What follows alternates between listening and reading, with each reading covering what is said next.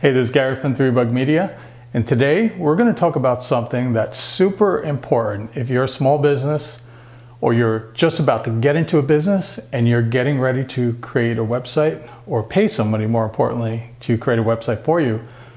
Some common pitfalls to avoid that will save you a huge amount of headaches later on. So I want to talk about the components that make up a website, because most people that are just getting into online marketing, online websites, stuff like that, aren't familiar with it. So I want to discuss it, and I want to give you some very important tips to keep in mind. Okay, so when you create a website, it's actually not just one big thing that you're doing. It's actually a couple different components that are pieced together, and all of those together form your website. So the first thing you have is your domain, and that's your URL, yourwebsite.com. Okay, and you can buy that anywhere. There's hundreds of different places where you can get that. GoDaddy, Namecheap, Fat Cow, any place. And where you get it isn't so important as to how you get it. Okay, and we're going to get back to that in a minute. The next thing you have is your hosting. And your hosting is where you're going to host your website files so they're visible to the public.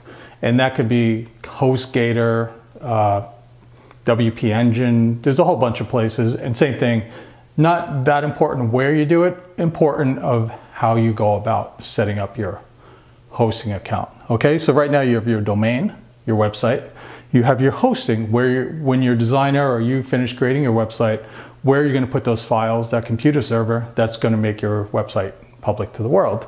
And lastly, you have your email. And a lot of people think that your email automatically comes with your domain and things like that. Well, no, it doesn't. It's actually a third piece that you need to put together. Sometimes if you purchase a domain or you get hosting, they may have a cheapo version of free email or low-cost email that you can use with it, which in some cases may be fine. If you're a business, you may want to get more business-grade email like Google Apps, which is G Suite now, or Microsoft 365, or something similar to that that has more reliability than the cheapo emails that these ones give together. So these are the main three components you have, and you actually don't need to have all three of these together. You can purchase your domain at GoDaddy.com, you can get your hosting at HostGator, you can get your email with G Suite, and then you can piece them all together with what's called your DNS. Okay, so those are the three components, and you're going to put those together. Okay, so simple enough. Now you have a quick understanding of what's involved with it. We're going to go back to the first part, and the reason I'm making this video is, and it probably happens to me 2-3 times a year when I bring on new clients, is I've recently got a new client that, unfortunately ran into some problems that he didn't know he had until it came time to leave his current company. And it all lies with your domain. Okay, so what happened is, and let me backtrack a second. Your domain basically is the most important thing you have out of these three. So it's critical that you own your domain, that you're the one that personally purchases the domain and it's registered to your account under your name. That is super vital, and I'm going to explain why in a second. Okay, so you have to make sure you own that domain. So what happened with this client that I had is he recently worked with a company that created a website for him, and unfortunately it's only been up about 6 months, so he really didn't have any traction with it, wasn't getting traffic, didn't really make an investment in it, but he sunk a couple $1,000s into it. Okay, so what happened was he engaged with a web design company, and they offered to purchase the domain for him. And not knowing any better, he said that's totally fine. So what happens is the web company purchases the domain, registers it under their name. So you can probably see the problem here already. And what happens is now they are the owner of your business website on there, not you. Whoever registers it is the actual owner, not you. There's really nothing you can do about it once that happens. Okay, so unbeknownst to him, he didn't realize it, they purchased the domain. They cut a deal with him where they're charging him kind of a monthly plan, or charging him a couple $100s a month, and he was basically going to wind up paying this forever to host his website on there. So talk to me, I explained this stuff to him. First thing I ask him is, who owns your domain? And usually the typical answer is, I have no idea. So he went and called this company, and they told him, well, we own the domain on there. And well, he asked him, well, what happens if I leave and I stop paying you? Well, we take the domain back, we take the website back, and it's ours now. So you can see the problem here. So this client of mine, who was about to, if he didn't know any better, he would have invested, potentially months or years and thousands of dollars and hundreds of hours of his time investing in this website, trying to get traffic for it, trying to optimize it, building content, where if he missed a single payment, kind of like a rent-a-center, they would have took his website from him and he would have lost everything. So he actually didn't own the website. He was actually leasing or renting it from the web design company. Okay? Now, that's a pretty crappy thing to do to a client. You really need to be upfront. If you're doing something like that, you really should be upfront and honest about it. And I just want to note that this does happen sometimes. Maybe the design company or marketing company buys the domain, and it's not always for a nefarious reason. Sometimes it's just easier, or sometimes the client just says, please do it for me. I can't be involved. I don't want anything to do with this, just do it. And sometimes they'll go ahead and do it. So it's not always done for nefarious reasons, but sometimes it is. So you have to be careful.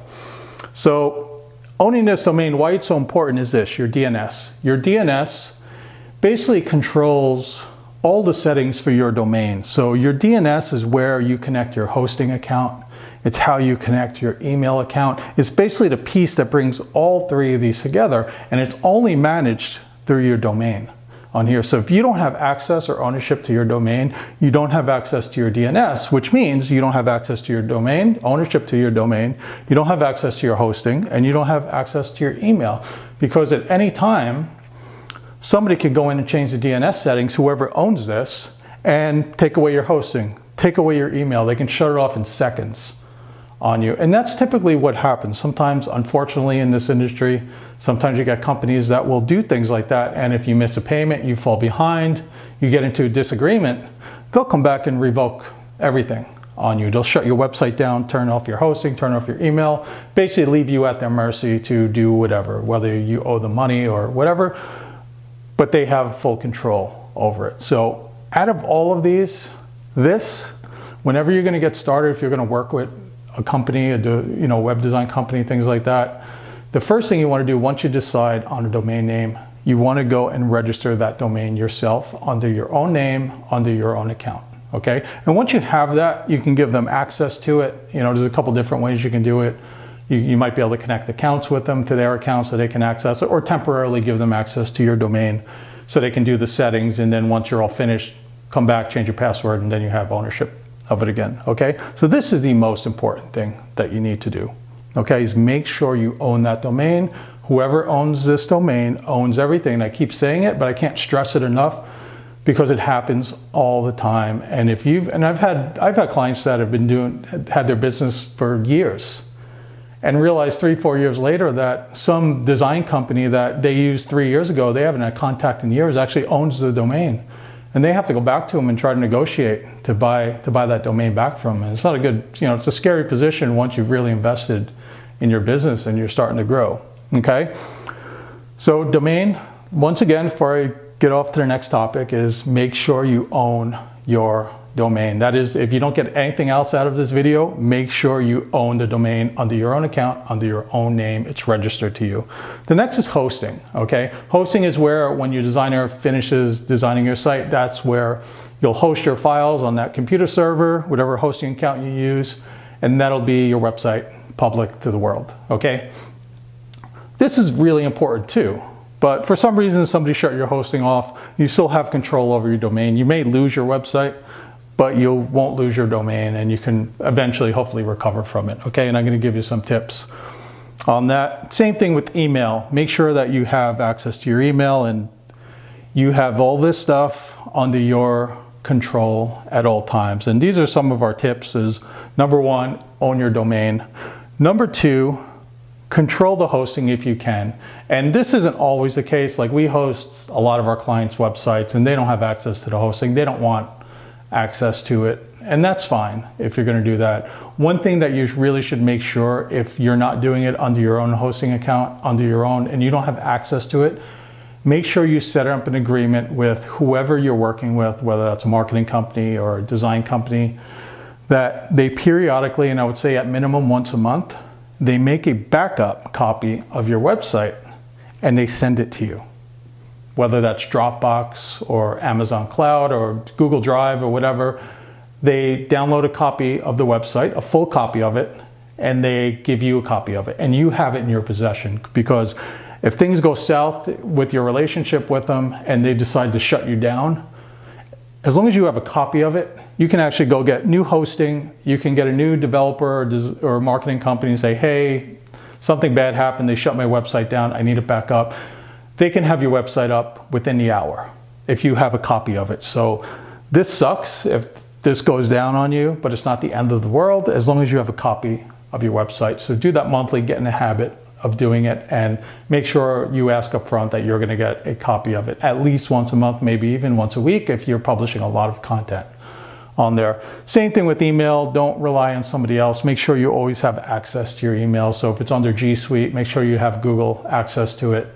Or if it's Microsoft 365, you go in, set up the account under your name, put the recovery email to your personal email, stuff like that, and then give them access to make whatever changes they need to, but want to make sure that you always have access to your email admin panel. Okay, so these are the 3 things that you need to know: your domain, your hosting, your email. They're all separate. They all come together to basically create your website. And you need to make sure you own your domain, you have control over your hosting, or at least a copy of your website, and you have access to your email, because a lot of times your email goes down, it almost cripples your business. Okay, so hope you learned a little bit. Hope you won't make the mistake that I see all the time and my recent client did, unfortunately. Fortunately, we were able to recover. It wasn't that big of a deal. He was just getting started with a new website. So, he lost a couple grand, which sucks, but he'll recover from it. He knows going forward, and everything's fine. Okay, so hope you learned a little bit. If you have any questions, you can go to 3bugmedia.com. You can learn a little bit more about online marketing, and you can also subscribe to our YouTube channel below. Thank you very much, and have a good day.